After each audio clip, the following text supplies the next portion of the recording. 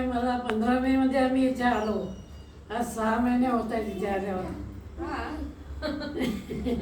आणि इथे आल्यापासून माझ्या जीवनामध्ये खूप बदल झाला.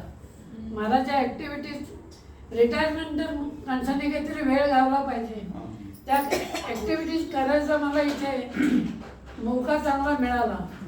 कारण मी इथे आल्यानंतर मला बासरी वाजवता यायला लागली, कॅसिया वाजवता यायला लागला.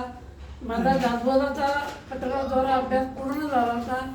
आणि इथे आल्यानंतर मी तुकाराम दासाचा तुकाराम गाथेचा अभ्यास पूर्ण केलेला आहे आणि तो सध्या मी प्रश्नपत्रिका तपासायला दिलेली आहे. त्यामुळे इथे आल्यानंतर मला ज्या ॲक्टिव्हिटीज करायच्या होत्या त्या मी माझ्या मनाप्रमाणे सर्व इथे करू शकलो.